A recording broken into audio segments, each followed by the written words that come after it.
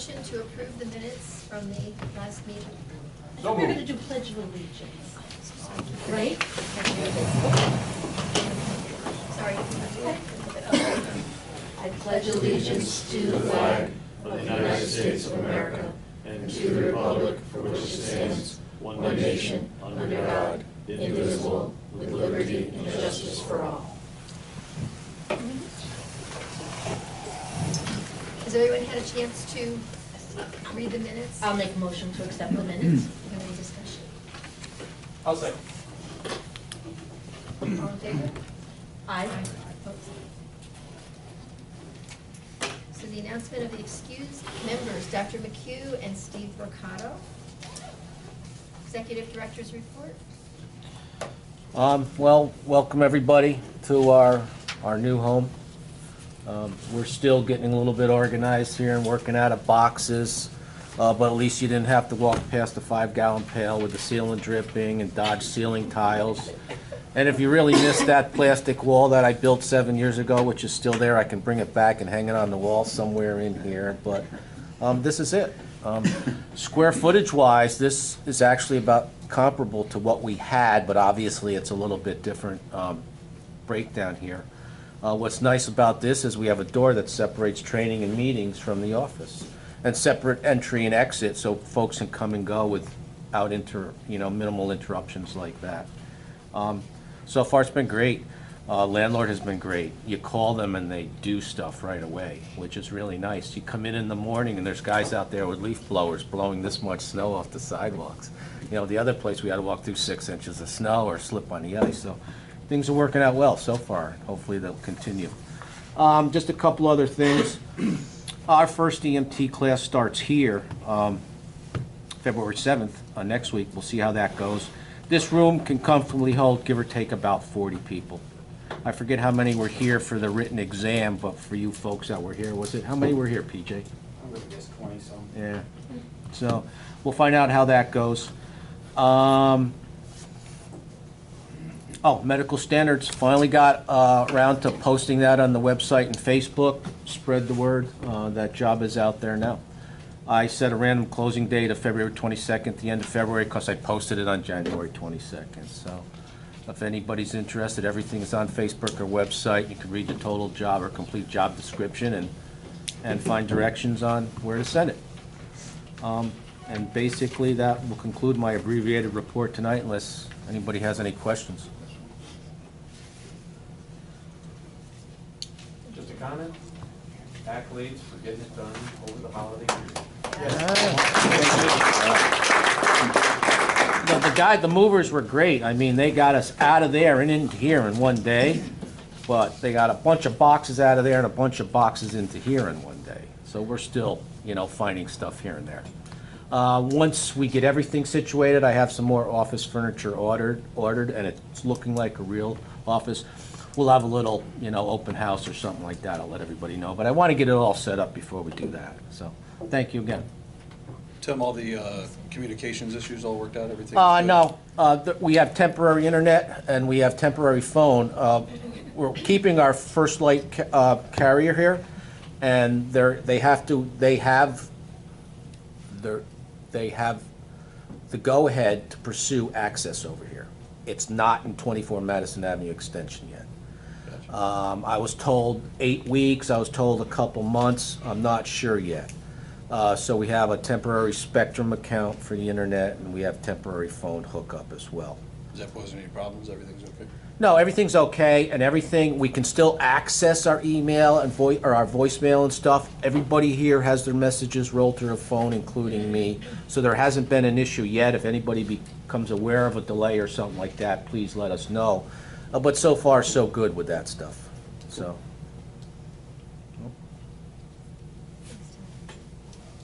So we had one Remsco resignation. Amy Manchester, Rensselaer County delegate, has resigned. And 2019 Remsco meeting conflicts. Memorial Day falls right on the day of our meeting, so we could either meet the 20th of May, which is the week before, or the first week in June. 20th, when is Albany Med's EMS Day? That date sounds familiar. It just came. They just Dr. announced Bailey? it. I think it's the 20th. That's what I think. Hang on, I'll The first look it up.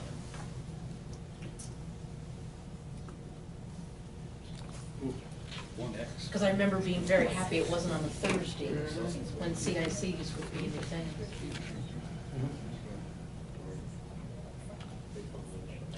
Wi-Fi is not here? 19 EMS We had a education prom tonight, but I get you the password, hold on. is, come on.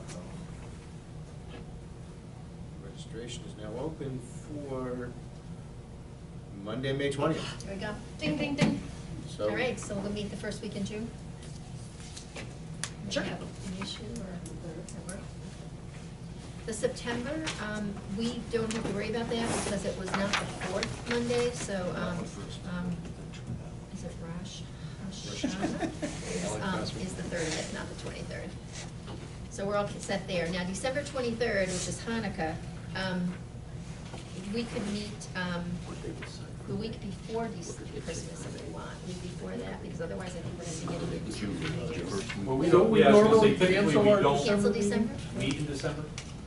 Yeah. So, So it's not a Cancel, week. perfect. Or we can just leave that subject to if we decide to cancel. Works for me.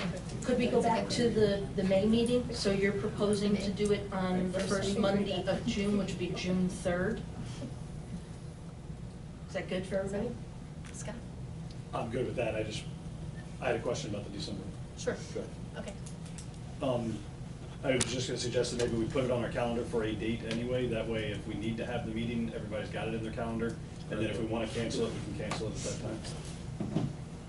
So we want to do the week before the 23rd, so that would be. It's not Christmas Day, We have come a on. we have a motion on the floor, TJ's wondering if we need to make that motion now. And we've already seconded it, we need to vote. I didn't hear that.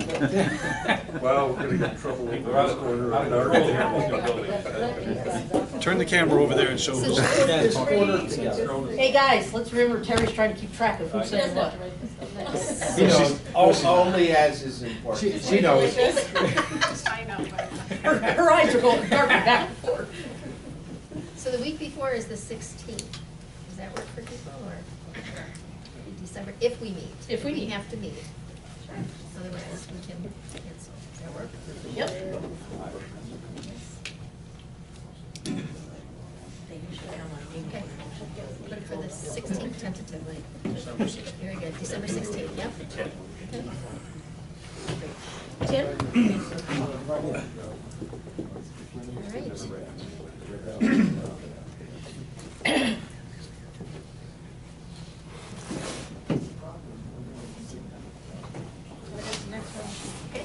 Executive Board nominations and appointments. Maria? Okay. I guess we will start with Chair. We have, I have one letter from Steve Kroll. And I guess now's the time to ask if there's any other nominations from the floor, correct? I'm gonna need some help. Well, Ask 3 him times, first. right? Any nominations from the floor? Chair's supposed to do it? Chair's supposed to. Okay, you have to do it. Okay. That's why I said I don't know. I will Help. do it. Thank you. I asked that. I was Yeah, told we did that ask. The nominating chair was supposed to do it, so I apologize. No, Okay. it's okay. Okay. So I have one nomination for chair, Steve Kroll. Okay. We have any other nominations from the floor? Any nominations from the floor? Do we have any nominations from the floor? I'll make a motion that we close nominations and have the secretary cast one ballot. Second. All in favor? I'm sorry. As a point of clarification, I'm assuming you're not seeking reelection. That's correct. Okay. Yes. I received one email, Okay. yep, for that position. So, I made the motion. She made the And a motion, it was second. seconded by All in Scott. favor? That was just a question on motion, you can go. Yep. All in favor? You're really thrilled. All in favor? Favor. Aye, she said all. Yep. All opposed? No, Secretary does. Yep. No, my understanding is I can't do the next one, so Steve will do the next one. There you go. Okay, so I received one email requesting the seat for vice chair, Anne Marie Cross. No other emails from anyone. So are there any other nominations for vice chair? Are there any other nominations from the floor for vice chair? And are there any other nominations from the floor for vice chair? Being that there are no additional nominations, may I ask for a motion? Len? I'll make a motion, close nominations, and have me as secretary to cast one. Your second? I'll second that one too. Any discussion? All those in favor? Aye.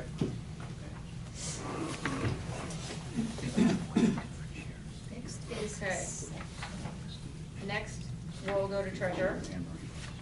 I again received one email from PJ Keeler with his willingness to continue as treasurer of the Remsco. Willingness. Did it come from PJ?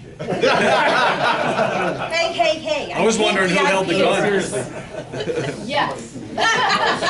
Hopefully not, it's actually the replacement. I hacked his email account. do you have any other nominations from the floor? Do we have any other nominations from the floor? Any other nominations from the floor? Have a motion? I make a motion to close nominations, secretary to cast one ballot. Second. I'll second that one too. All in favor? Aye. Congratulations, PJ. That campaigning was tough, wasn't it? Bated breath on that. And we saved secretary for last. That was the one position that I received 2 emails for. One from Scott Bowman, one from Lynn King. There are ballots, but I guess we need to see if there's any other nominations Yep. first, correct? Are there any other nominations from the floor? Any other nominations from the floor? Do we have any nominations from the floor? Okay, we will do a closed ballot. Yep. Look, do I have to make a motion for a closed ballot, or that we just Well, do we it do that way? make a motion to close. I will make a the motion that we nominations. use a closed ballot. They're there. And you and someone else needs to. I need to get up. Okay. Yeah, well, And so Maria, you as nominating commander, you appoint one person to serve as a co-teller with you that will count the ballots.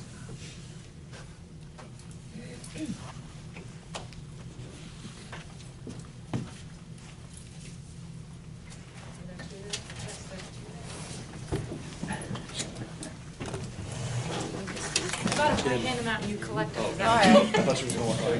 I was gonna, but you can't. I'm getting in the middle of the room, it's a little easier. I'm not even looking. I think you're honorary member.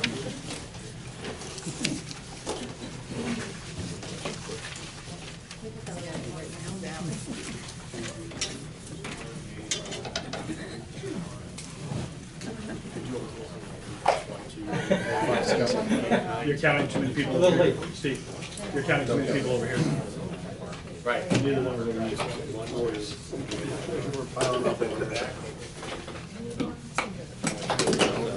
We have one. It's not one of those nights where it's like, is it 50, is it 60? Yeah. Come on. Here.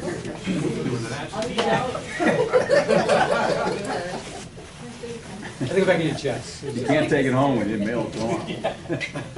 As long as it's postmarked today.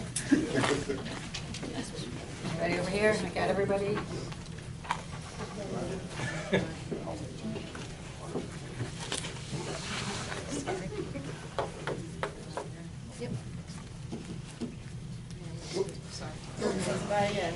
While we're waiting, we can get a piece of pizza.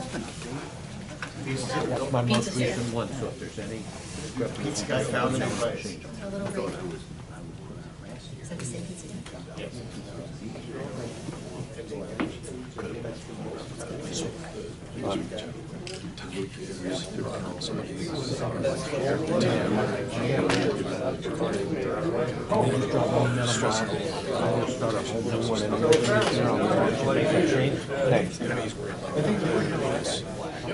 Switch and, you know, all these agencies were prepared and like the regions, pushing someone out to help. I said, well, the region doesn't have the capacity to do that anymore. I said, there were teams out there. I said, who's the third agency? It was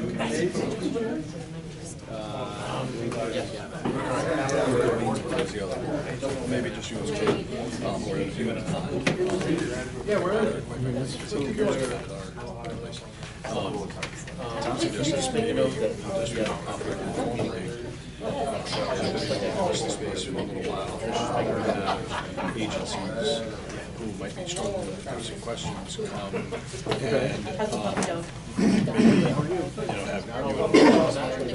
have just kind of help people, show people what you do in their agency to get it set up. The other thing that we talked about was printing out our configuration settings, BMS words, and then just giving it to people. No, when people ask, one thing they keep doing is everyone's getting that error code thing on the side. But it doesn't stop anybody else. Yeah, right It now. stops us, You're it right. doesn't stop anybody else. Right, I think they know that right now. Yeah. They pay attention to them and try to clear them. Yeah, that's good advice. Maybe we'll talk to Tim and Tim should have thing region-wide to that point, because there's probably a lot of people that are looking at those things. So that may be not a bad idea. And yeah, the person who really would help us was good. When did you get So he would actually. Oh, of course it would. That's I think they get pretty big carp. That's right. I was thinking of doing but I forgot Peter's out there. So, until you leave, maybe I can chat with Tim before we leave tonight and see if there's. No, we're actually just trying to figure out how long we get pizza from the same place. Just a. So, I need to, probably not, but I need to do stuff for Albany County too, just like everybody else does. Right now. More effectively, that information, how we should do with it, maybe know how to map out. Class B for now.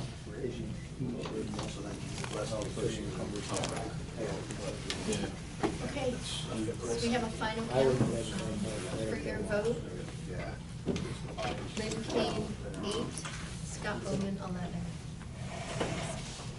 Thank you.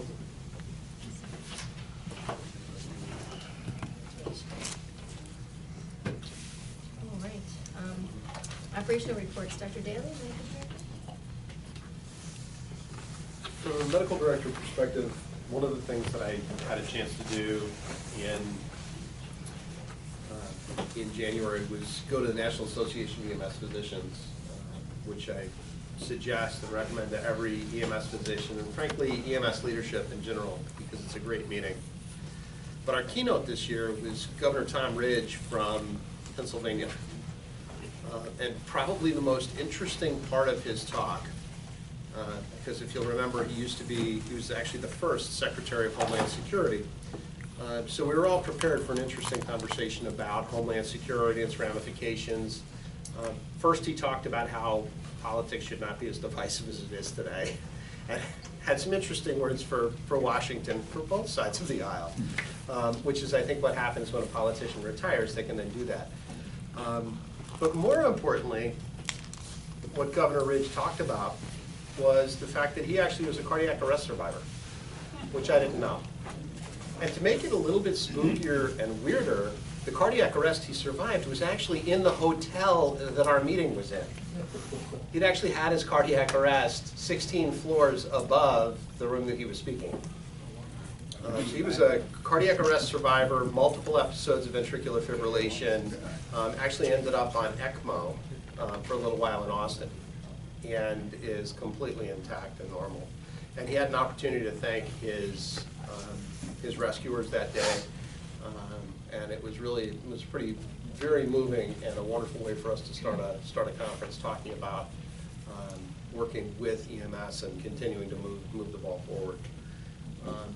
So that was just a really neat experience. And I think one of the things that it brought back for me is the importance of making sure we get good follow-up for our providers, and that we have an opportunity when we have these wonderful experiences to share that experience between the person who is saved and their caregivers. Because we've got some amazing professionals that we've got out on the street every day. We say thank you to them sometimes. We need to make sure that we do that more, and we need to make sure that we recognize the good that they do. So the more we can do from a public relations standpoint, and even just within the agencies, to recognize the good that our providers are doing, before we have to do that. So I certainly suggest that. From that, in talking to Deb, our CARES program continues to move forward, and that's really exciting because that'll give us more of an opportunity to reflect on this region and the good that we're doing in terms of our cardiac arrest statistics and build up our agencies for what they're doing. We've sent people over the course of the last year to the Resuscitation Academy in Seattle, and we're going to continue to try to figure out how to take that information and equate it into improving our outcomes locally across systems. Even though we've got a little bit of disparate data collection, we're still going to be able to try to make those connections and move things forward. And I'm excited about that. Just to roll into something else really quickly, we also had the state meetings, and we now have a statewide BLS protocol, although I'm reminded that it still has to be approved by the commissioner. But the statewide BLS protocols will not be a huge lift for this region because frankly this region has already been doing most of the things that are in that protocol because we got there already. And so did the rest of the collaborative protocols, which is fantastic to see. So that will be rolling out over the course of the next several months. One of the other things that's out there is an update to the collaborative. That'll be coming out over the next couple of months. But this actually doesn't have a huge number of things in it that will be new for our providers. And frankly, it's just continuing to advance care based on the things that we've learned along the way. The educators and providers were really the strongest piece of the collaborative experience as we've moved forward. So those are all some of the good things. There is some bad news. The Department of Health is still continuing to work on ambulance transfusion programs. There are some local ambulance transfusion programs in place. They are moving patients with transfusions. If there is a patient that emergently needs to be moved and there is no ambulance transfusion service available, any ambulance service can move a patient with a transfusion hanging. And the department has agreed that that is indeed the way the regulations read. But a letter must be sent to the commissioner by that blood bank right after that occurs. So we're not in a position right now, which we were 4 months ago, being told that we couldn't move patients that have transfusions. So we'll be able to keep some of our more rural patients, which is good. And we're seeing more patients coming in with transfusions. And that's very real. The folks at EMSC asked us to make sure to push for agency pre-hospital emergency care coordinators. At Albany Med, we will have a physician pre-hospital pediatric emergency care coordinator. That's going to be Dr. Mal Abannon, who's one of our pediatric emergency medicine specialists, who will be a resource to everybody. And Deb is going to serve to coordinate that program through here, which will be good.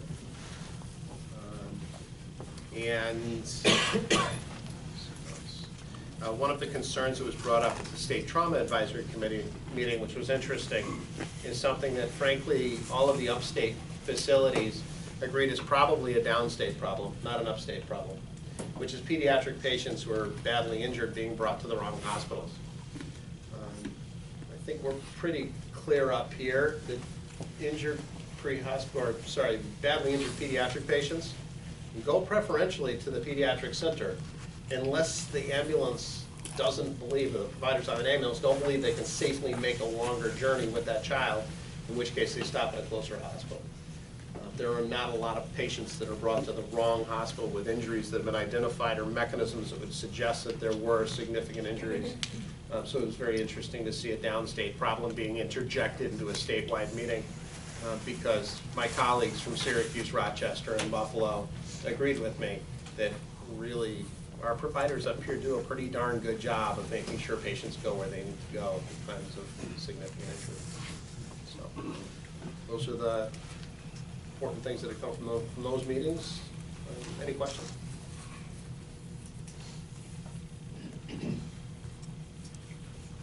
Becky McHugh's not here. Does anyone have a report or remark? Treasurer, BJ? Yep, you've got the numbers in front of you. I'm not going to elaborate on that. The big difference is basically there's a $50,000 receivable at the end of December for the New York State course reimbursement. Did we get that, Tim? That did come in? Yes. Okay, great. So that being said, we would have been fairly equal with last year at this point in time. Just as a side note, one of the things that we've been talking about for quite some time is kind of changing how we report our financial report. So in February, I'm going to pick up the speed a little bit and try to work with Dave. I've already talked to Tim about it in December. Said we need to get through the holidays and see if we can't change the financial reporting a little bit. I'm not promising it for the end of February, but we're going to start to work towards that direction. The other thing I do want to bring up, though, Tim, one of the things in our bylaws that we worked on for quite some time was the fact that you could just sign the checks up to a certain dollar amount.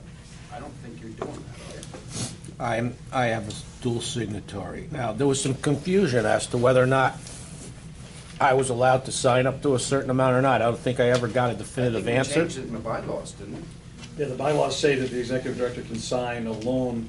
It requires, all the checks require two people to acknowledge it electronically after the fact. Right. If two people don't sign it. Dave would send either myself or somebody in the executive board a disbursement sheet to approve, and then you could sign the checks. Right. Well, I read that this morning when I distributed the bylaws to everybody. I didn't know if that was in effect or not. It does not list, I have the bylaws here, it does not list a dollar amount.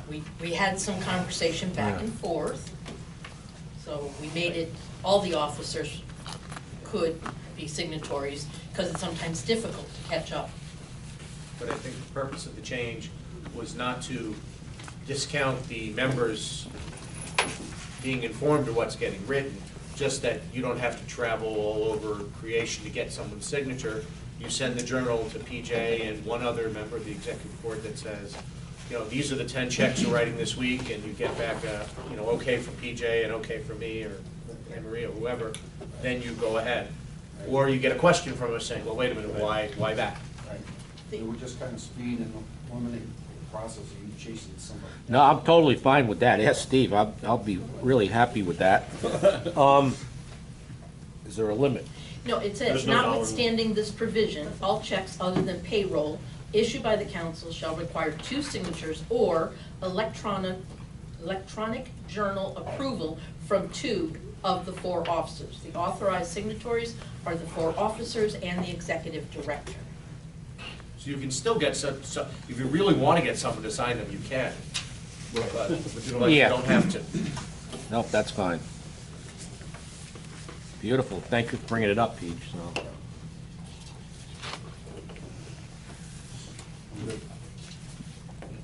QI?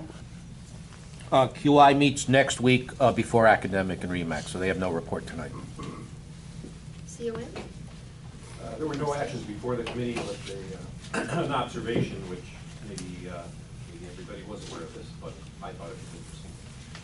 If you followed the news, because you either live in close proximity or just saw it on the news, over the time frame near the end of the year, Western Turnpike Rescue Squad, which had been in existence for a long time, essentially said, you know, we can't do this anymore, approached the town of Gilboa, and the town of Gilboa said, okay. They picked a day and time and a formula to make it happen, and the town of Gilboa began providing ambulance service as opposed to paramedic first response service. And I watched that because I live, you know, right next door geographically. And I emailed Tim and I said, hey, do we get anything at Remo when somebody changes the level of service they provide through essentially municipal declaration to the state EMS? And to my surprise, he said no. So I guess my revelation was that if I've ever said, gee, that seemed to hit us by surprise, you know, some municipality just came to us and said, okay, now we have to do our, you know, it's been 2 years, we have to officially. I don't get heads up when somebody pursues a muni CON. No, that's not what I was going to refer to, just that they did, Gilman did come to the MAC and requested to be able with their ambulance service to be ALS the same as the fly car service, because there's 2, there are 2 certification numbers. Yeah, I believe what they said is, for our bariatric unit, we want to be ALS. I don't recall specifically. It's not videotaped. I don't think. Well, actually, but regardless, they did come to the MAC with that information. It's just, I thought it was unusual that, we don't even get necessarily CC'd on that at Remo. On a municipal ceiling, you mean? That's Yeah. one of the joys of the community CON. Yes.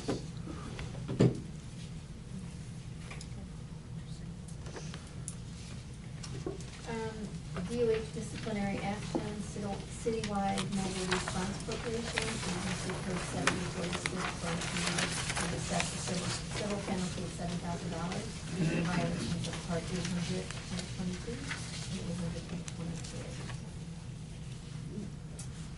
800.23. First application, Saratoga County Global Foundries, EMT, and refresher, original and refresher will start on March 19th.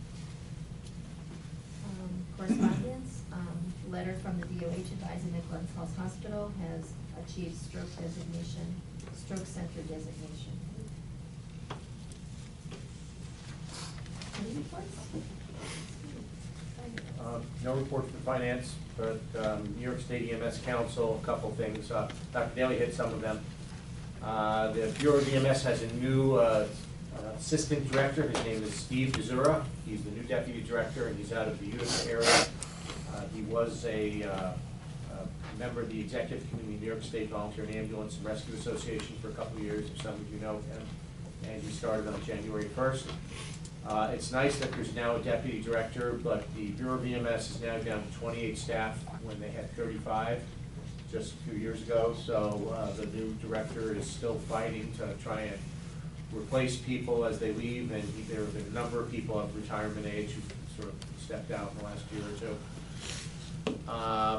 This announcement was made, and I don't know exactly what context to place it in, so I'm just going to read it, and you can all stare at me quizzically, and we'll move on. But the Bureau of EMS director announced that every agency is supposed to have a mutual aid plan on file with their Remsco. Okay. Dr. Daly talked about transfusions, and the next piece that we have some dates for everybody's calendars. On May 19th, which is at the beginning of the EMS week, there is, that's Sunday, right? The Bureau of EMS is asking that we have a statewide EMS community outreach day. So there's going to be information coming out from the state, and they're asking that everybody go out and not invite the community into your station, but go out into the community and have an event. So go to the mall, go to the park, go out into the community and talk about EMS as a career, talk about the service we provide to the community. So that's going to be May 19th. They're hoping as many agencies as possible can do that. That week is EMS week. May 21st is the EMS Memorial.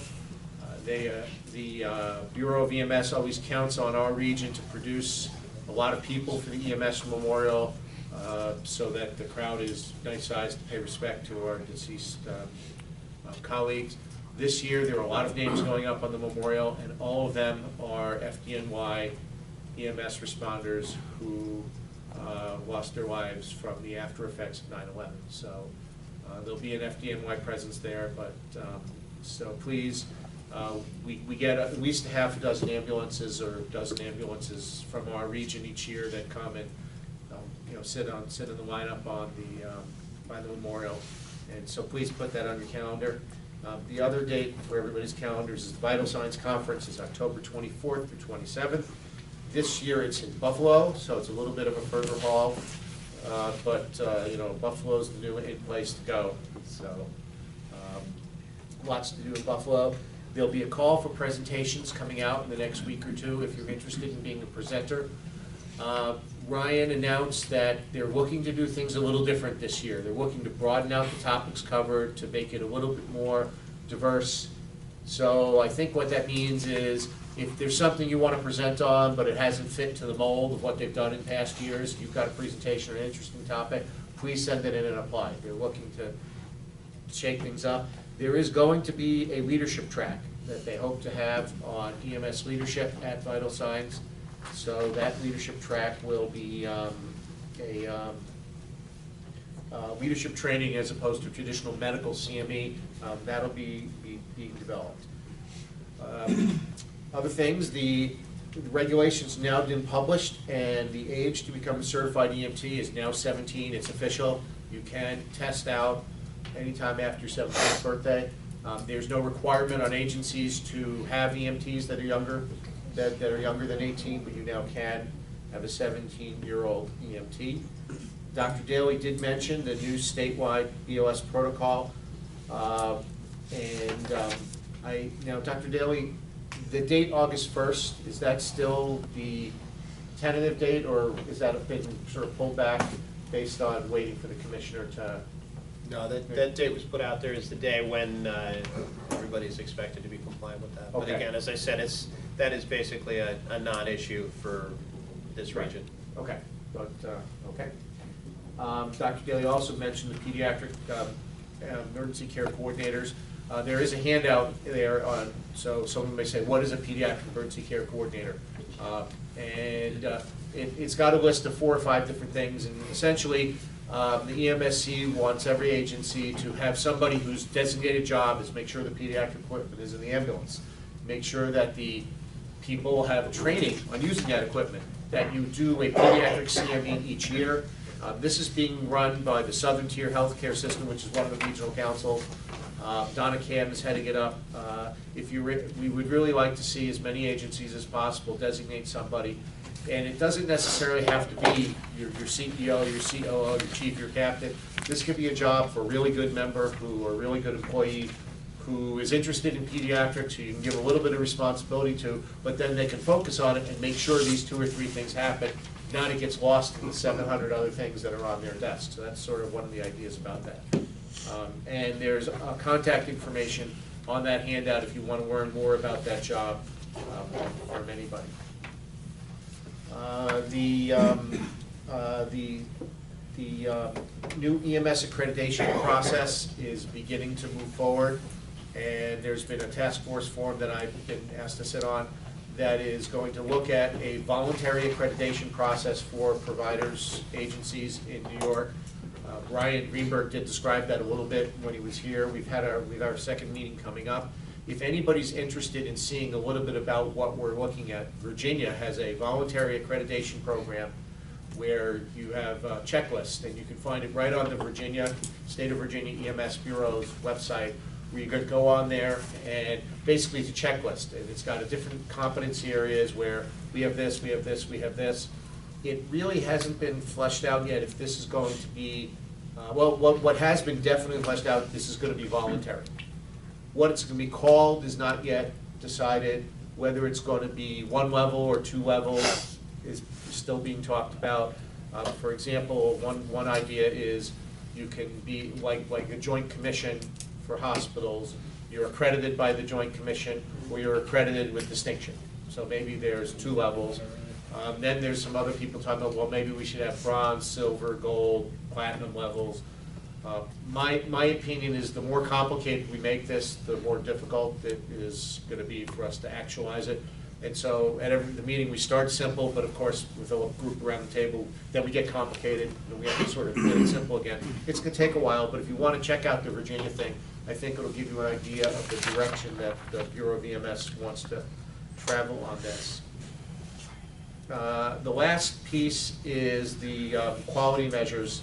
The Bureau has identified 30 quality measures and has asked the CMAC to choose 5 or 6 that the state is going to begin tracking. So these are going to be common quality measures in EMS, stuff that can be derived from PCR data, and then try and figure out ways to set benchmarks so that agencies can benchmark themselves. I think there's more on that coming in May.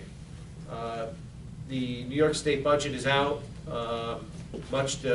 pretty much the disappointment of everyone in EMS.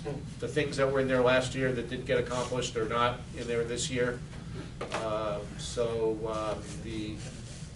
more rate enhancement to getting the Medicaid rate up towards the Medicare rate or the cost of business. Community paramedicine's not in there. I don't know, unless anything you would add from that. There's a piece called Medicare crossover. Basically, a person has dual authorization between Medicare and Medicaid. Medicaid pays the deductible. That was taken away. We're told by people in the governor's office that was a mistake. There's a budget bill coming out by February 14th, Valentine's Day. that's supposed to be back in there then. And if it's not, then we're gonna have to go to the governor's office again and say, remember us folks, we're EMS. We have a problem here, we need to get reimbursed. But Medicaid aspect is an issue that there was a subsidy that's in Medicaid for EMS providers, $6 million. That was taken out of the budget as well. That's gonna be rolled into the enhanced Medicaid rate. It's kind of complicated, but you actually may see some Medicaid rates go up, but you may see some other issues go away. We're staying on top of it and get back to you as soon as possible. But not a lot of our stuff getting fixed, let's put it that way. True story. So, anything else? Les is the chair of the legislative committee. Is there anything else from the legislative Past chair. committee? Past chair. Oh, past chair, okay. Was chair, okay. So anything else on the legislative side? Or? No, it's basically this is a brand new year. The Senate's now turned to Democratic control. So we've got a bunch of brand new legislators with very little experience in Albany and a new chance to meet and greet new friends. Call me president. Okay, and that's the report from the State EMS Council. I just have a quick question. Do you feel that the change in the age to 17 was that secondary data pressure put on by the high schools who were offering EMT courses? It was pressure from rural parts of the state that are desperate to find new volunteers that are looking to try anything that'll work. And so they felt that if we can get high school seniors to take their EMT class, they can start riding the ambulance as soon as they get their card. And we're talking little towns that have 1,000 people in it and 4 EMTs left, and they're all over the age of 70. They've been putting a lot of pressure on the governor to come up with stuff to work on recruitment and retention.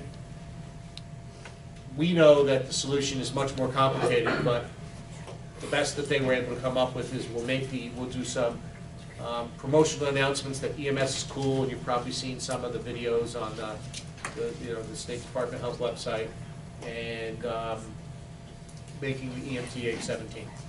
I don't think the jury's out as to whether any community's EMS agency will be saved by us being able to have kids finish in high school. But the argument is if you get them before they disappear, and that does remind me, there is a new Facebook page that is from the EMS community that's been set up by the Department of Health. So it's called NYSDOH-New York State Department of Health-EMS Community. You can join, and then it's a place where you can share opinions on EMS. It is public. I know there's another one out there called EMS Providers and Concerns that some people here are part of. Okay, it's New York State NYSDOH-New York State Department of New York State Health Department EMS Community. So that Facebook page is operated by the Bureau of EMS. Is this taking the place of the old instructor one that Andy had? I have no idea. And there's still the Vital Signs website as well. They have the Vital Signs Facebook page where they sometimes put stuff out on.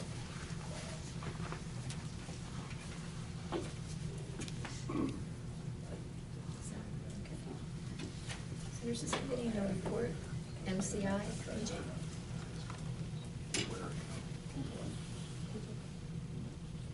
PJ, I'm sorry, MCI. MCI, no report.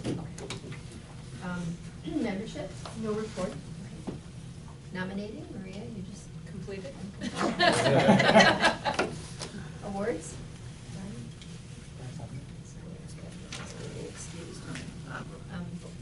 Bylaws? Completed. Okay. EMS leadership, Scott.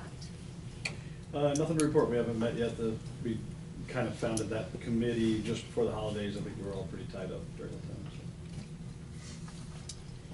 All right, county reports. PJ, Columbia? Columbia, we had our year-end report for Columbia County EMS system. The report showed that we had over 2,700 standbys for the year, which means we moved an ambulance into a depleted area over 2,700 times. and it resulted in 480 911 calls once that ambulance was moved, and the response time was about 7 minutes less, was quicker. That's it.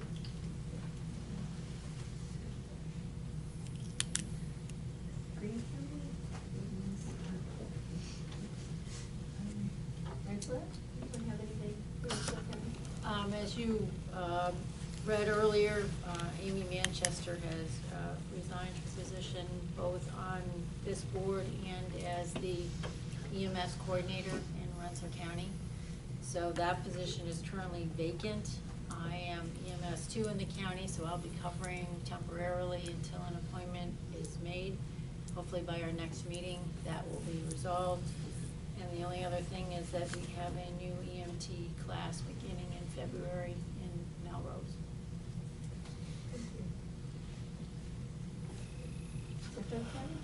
No report. No report.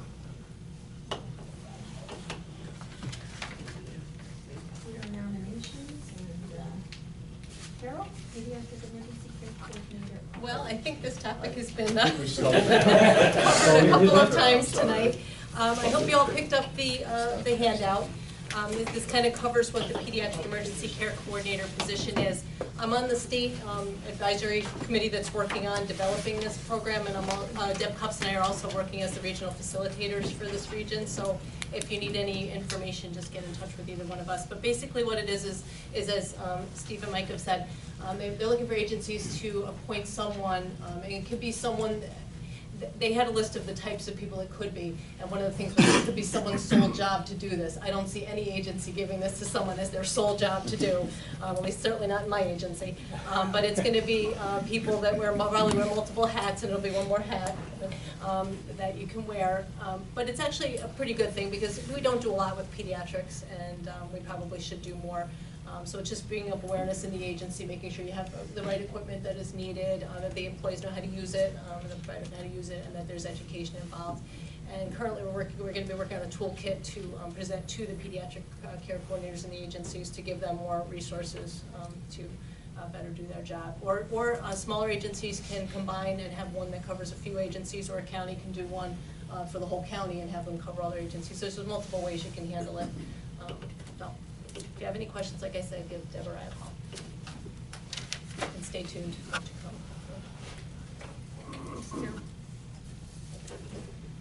So, any items from the floor? Sorry, Emery, I've got one other item of new business, and I apologize, it should have gone under the Medical Advisory Committee report.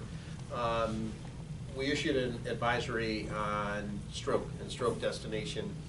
This is based on work that was done by Dr. McHugh, Dr. Ushkow, and Dr. DeMace, where they determined what the appropriate distance for travel was going to be for patients having significant strokes. This is based on a couple of very strong papers that were written over the last couple of years on endovascular rescue for large vessel occlusion strokes. There are a couple of things that are important with it. The first is the algorithm we made as simple as possible. If the patient has symptoms for either greater than 3 hours or less than 24, those are patients that should go to a large vessel or to a comprehensive stroke center, which in our case is going to be Albany Med. These are patients with a FAST-ED score of greater than 3. I would ask for everybody to download this onto your phone, play with it a little bit, get to understand it. It's actually a really easy app that walks you through the elements of the exam. Somebody said, oh, you're dumbing down what we're doing. I said, actually, this is exactly the same thing that we do in the hospital when we're calculating an NIH stroke score. Is we go in and we do an exam following the exact pieces of that exam and then calculate out the score. This is just giving us a different score. One confusing element with it is when you first open it up, it'll say, is there a tenant code? That's for a different piece of software that it uses as well. It's just anonymous is all you're going to log in as. Log in as anonymous and then go through and calculate out the score for your patient. And that'll then give us the how significant the stroke is. The stroke is greater than 3, and you are less than 30 minutes farther to the comprehensive center than your hospital, you go to the comprehensive center. So it's that same 30-minute window that we've used for other things in the past. And the score of greater than 3 gives a 60 to 80% likelihood of a large vessel occlusion stroke that would be amenable to endovascular rescue. It doesn't mean it always will get an endovascular rescue, doesn't mean that it always needs it, but those are the patients that have the possibility of needing that resource that can't be otherwise obtained. So where would Glens Falls is now that the EMS designation? So if a patient is closer to Glens Falls, and it's 30 minutes farther to Albany Med, they would go to Albany Med. Or sorry, they would go to Glens Falls first and then be transferred if they were inside that initial 3-hour window. The goal is to make sure that if you're going to give thrombolytics to a patient, those thrombolytics are on board within that really 4.5-hour window from the time of onset of symptoms or the last known well period. Because if you go outside that 4.5-hour window, the amount of complications that come from those thrombolytic drugs escalates significantly. So if you look around the region, with, I believe the exception of Saratoga, every other hospital at this point, with the exception of Saratoga and the VA, are New York State registered stroke centers. But as New York State moves from registering their own to registering through the Joint Commission and 2 other certification systems, all of these facilities will have to re-register over the course of the next few years. So it's relatively complicated. The PowerPoint, training PowerPoint has been written, is being narrated now, and my expectation is it will be on the website next week. So, question? Dave? Jim? Oh, so Jim's question is, there are a bunch of hospitals that are stroke centers in New York State that are not listed on the app. Right. Did I phrase that correctly? Correct. Okay. And that's a problem we noticed when we started messing with the app. And it's a problem based on the fact that the app is designed around the Joint Commission registered stroke centers. And the hospitals we have in New York State that have not yet gone through the Joint Commission process won't appear on that list. We've already reached out to the app developers, their understanding of the problem, and they're going to be updating the app to reflect New York State's stroke centers. So Ellis will be listed on there, Columbia Memorial will be listed on there, Memorial and St. Peter's will be listed on there, as well as Samaritan and Glens Falls. Yes. Do you have concern with that affecting what patients are transported based on the app if they're using that at this point? No, I don't think so. Because the most important thing with that app is going to be the calculating of the score more than anything else. So everybody should probably be told, don't use the app for your transport destination like it directs you to do. Yeah, I think right now that would be a very reasonable thing for you to teach people to do while you're teaching them to use the app. Okay. Yeah, good idea, Jim. Thank you. What about documenting the score? Do you want that to replace the Cincinnati Stroke Scale on EMS charts? Do you want that in addition? No, it actually has to be in there in addition. That's a good question, Dean. And there isn't a place, obviously, for your FAST-ED score in there. But Cincinnati stroke score is still what you're actually going to use for your initial evaluation of a stroke patient in order to drive you into doing a score. Because the one's a scale, the other's a score. So Cincinnati will give you enough information to say, all right, we're going to score this one now. So you end up being Cincinnati positive, which is all we ever had, right? Positive or negative for Cincinnati, which I know drove both of us crazy because we wanted to know which elements were positive, and it's not there. And then really in the narrative in the in EMS charts, for example, in the activity log, I would write in FAST-ED performed, score equal to this, destination will be, and go from there. For what it's worth, we suggested putting it in the neuro section of the assessment. That's a good idea. As free text, because there's a box there that you can type stuff in. So you still do the Cincinnati drop down, but then type in the FAST-ED score in there, because it's part of the assessment, it's part of your initial assessment, as opposed to treatment, which is the activity level. Should that actually be a field in EMS chart? That'd be nice if it was, I suppose. So I would expect that it will get there. Actually, Scott, I think I would take it the other way. Because you're doing an activity which would be running through that score, and then that's something that we'll ultimately want to know, when was that score obtained? I would actually put it in the activity log, but let's hold off on the exactly where that should be Yeah, I think for right the now- next academic and QI meeting. Yeah, I think right now it's a, agency thing, and it's not something you're gonna be able to search very well anyway.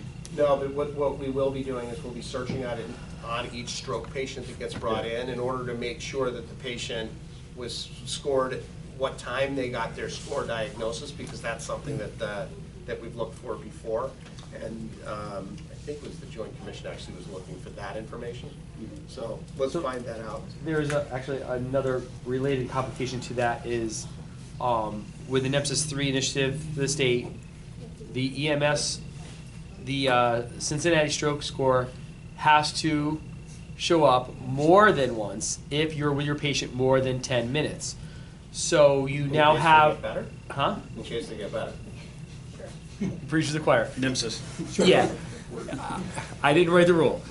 So anyway, it is there and it has to be there. So now we are documenting 2 times in the activity log the Cincinnati stroke scale, and we have it in the neuro section of the chart. So now we have the potential for contradicting information on the chart, and then it has to be in that. It has to show up in the chart twice. So if it's in there once and it's in the other page 8 a second time, that works. But it should be in all the same spots. So let's take this, because this is very much not a council issue. All right. Let's bring this to QI and academic, where we should actually work this out based on the operational contingencies of it and figure it out from there. But yeah, this is definitely not. This is definitely going to complicate that whole thing. Mm-hmm. Agreed.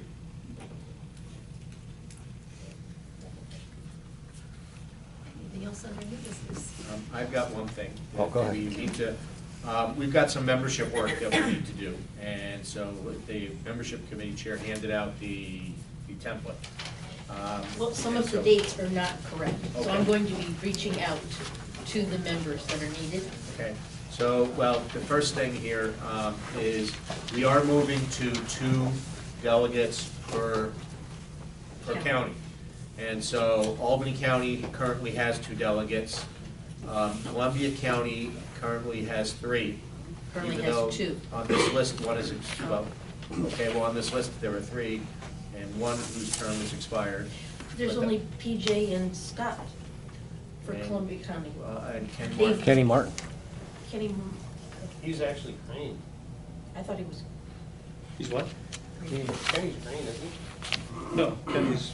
Columbia. So I wanted to make, so Columbia County, you need to know that you've got 3 that has to become 2, but remember, they're also going to be up to 18 at-large slots. That means there are 6 new opportunities for at-large slots, so that doesn't mean someone has to be displaced from the council. Green? Steve. Yes. Steve.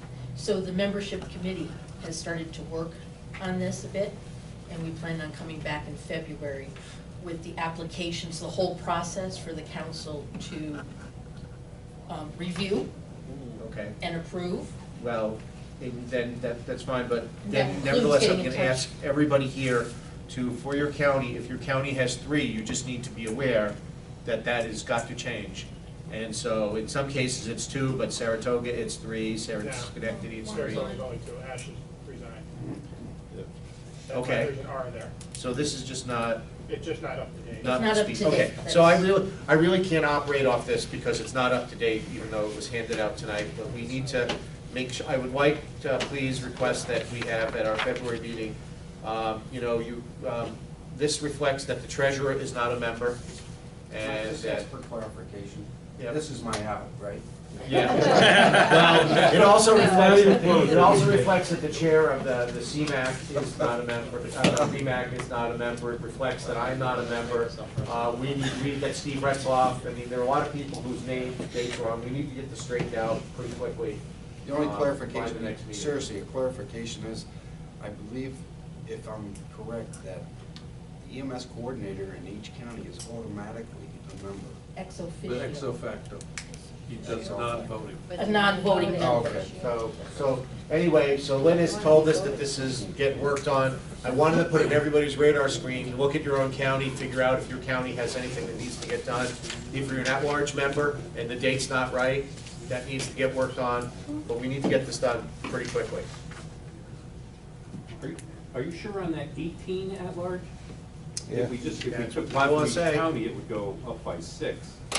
Our bylaws, There's 6 counties, 2 from each county is 12, 30 minus 12 is 18. And then No, you're not losing 2 for each county. No, you're losing 1 for each county. But the bylaws say there shall be 2 for each county and 18 at-large members, or not more than 18 at-large members for body of no more than 30. Oh, okay. Right. So, New bylaws. so we didn't change the size of the body, we simply said You that. can't. That there will be, we shifted some seats from county seats to at-large seats. And I just wanted to put that out there, because if you're from a county that currently has 3 members, one of those people either is not gonna be a voting member or has to apply for an at-large seat. And I think the reason the membership, the bylaws committee did it this way was so everyone has an opportunity to continue serving, but in a different seat. Correct. So, but we need to, it's January, the bylaws are in effect, we need to do it, because otherwise the work of the bylaws committee wasn't worth doing, so let's do it. I actually have in my notes, it mapped out, so everybody, assuming that the counties agreed with, Right. who they Right. wanted to be their county people, that we had it mapped out so people Right. could easily move into certain other spots. Right. It was not. Right, so it's not about displacing people, we just gotta start moving in parts to get it done. We'll have it together for next month. Yeah, I printed up these, number one, so you could see who came to meetings last year or who didn't, but also there's a lot of discrepancy or errors with those limits. So anybody that notices a problem, there's a lot of 16, 17, and 18s on there, just drop me an email or They're not. go to Lynn. We have to go back through the meeting minutes. Okay, and then I'll update that. I also have one other item. Western Turnpike course sponsorship folded when Western Turnpike Rescue Squad went out of business.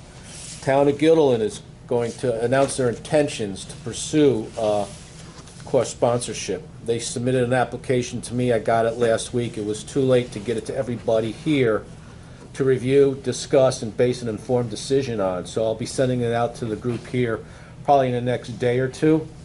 And that will be an agenda item for the Remsco to review, discuss, and either endorse or not endorse at next month's meeting.